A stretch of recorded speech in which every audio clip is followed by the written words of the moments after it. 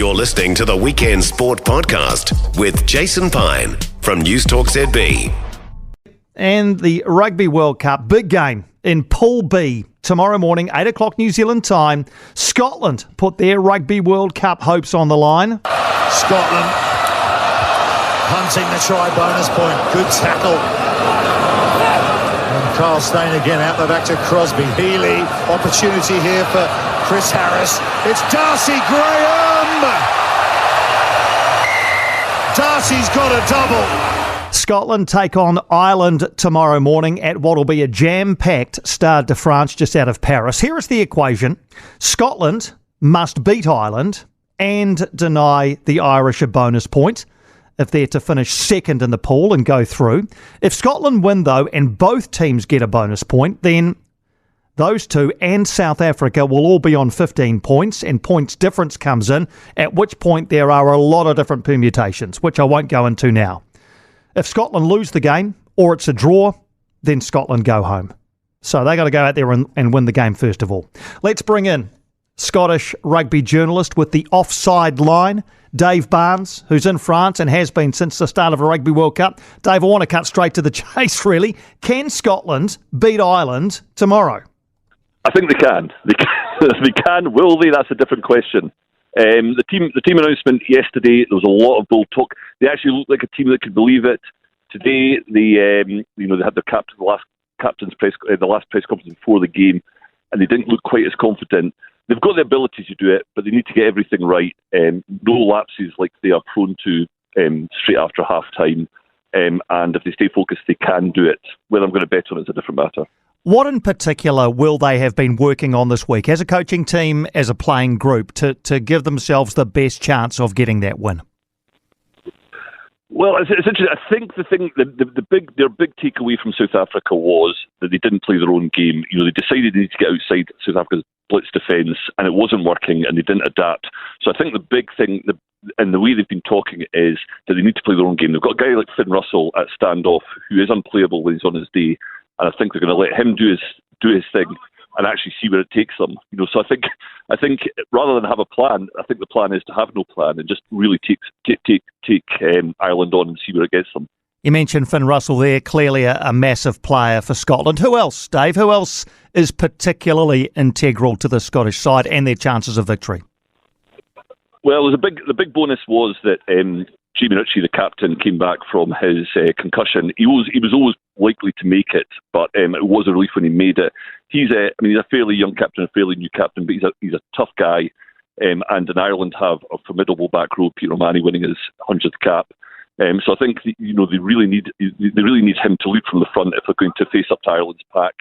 And then the two wingers out wide. Darcy Graham scored 4 tries against Portugal the other week. Duhan van der Merwe on his day can run through anybody. So if they can get parity up front, Finn Russell can pull his strings, and they get the ball to these two guys out wide, then that's when it might happen.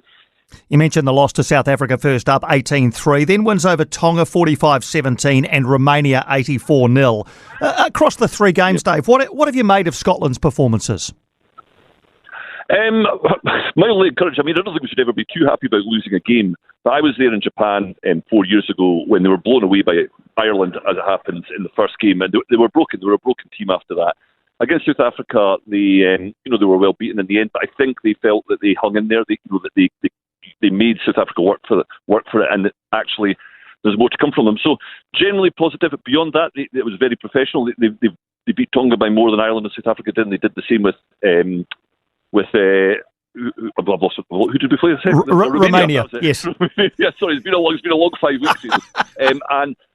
So generally, I think fairly positive. I think they were weirdly very encouraged by the Romania match, while recognising that Romania are not a top tier team. They really should be winning these games by big margins. The fact that they went out there, they kept them to 0. They scored 42 points in the first half. Didn't take the foot off the gas, scored another 42 points in the second half. I think they felt that was a real marker in terms of, being able to play a full 80 minutes, which is where Scotland have failed in the past. It's not so much when they're good, they're very, very good, but when they're bad, they're atrocious. And in the past, they've had lapses and let teams into it. And so I think generally they feel in a positive place, but I think they know.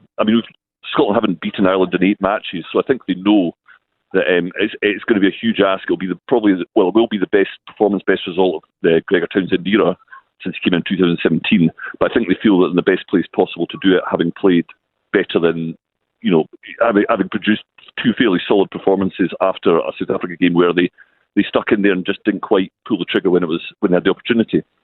Just on that recent record, which stretches back, as you've just said, 8 matches, many of these Scottish players would never have been in a side that's beaten Ireland. Is there any sort of psychological barrier there?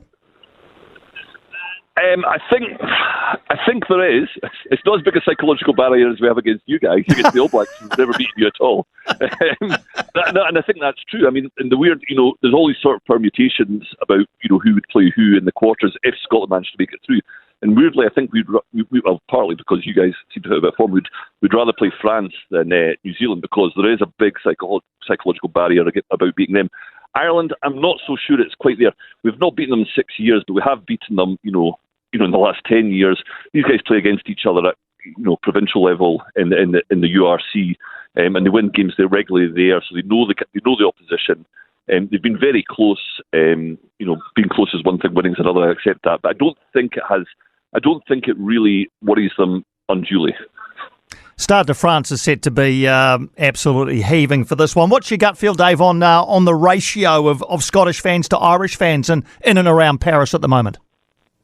Yeah, I think I'm sad to see it does look like not a lot more Irish fans here than Scots, unfortunately. Although I thought that for the previous games, and I was pleasantly surprised. I heard James Lowe say today that they've been told that they're expecting 60,000 Irish fans at the game, which means only 20,000 seats left for Scotland if you take out hospitality. So I'm not sure. I mean, I don't think anybody travels like the Irish at the moment. They've spent 7 or 8 years building up to this. I think they really think this is their year, so they've come over. I think Scotland are still hearing a bit of hope. So I suspect that we're probably going to be outnumbered slightly, but I'm sure the guys that are there will do their best to kind of even that up. I'm sure they will. And just a wider question to finish, David. The World Cup itself, you've been there on the ground for the entirety of the tournament up to this point. How do you rate it as a Rugby World Cup? It's been good. I think we need to look at how spread out the games are. I think it's hard going, 5 weeks, so I think that's an issue. We need the games. Obviously we need to kind of worry. Be careful of player welfare. But I'm sure there's a way that we can have the pool stages through quicker. It's just hotting up now. I think it's quite exciting. I think New Zealand, their past couple of performances makes it a bit more interesting because. Maybe it's the first time ever we've got 4 teams who, genuinely look like potential world champions. So I've kind of enjoyed it, although I'm beginning to, believe it or not, tire of the red wine and but I'll soldier on. And if Scotland win tomorrow, Jason, I'm sure I'll manage another week. I was just going to say you're really taking one for the team there, Dave. I can only send my admiration. Look, from our side of the world, this is probably no surprise to you. Anything that gets Ireland knocked out of this tournament would be welcome over here. So all the very best from the New Zealand rugby public to the Scotland team, and thanks for taking the time for a chat.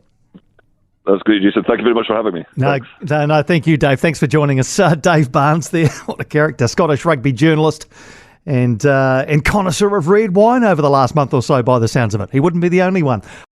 For more from Weekend Sport with Jason Pine, listen live to News Talk ZB weekends from midday or follow the podcast on iHeartRadio.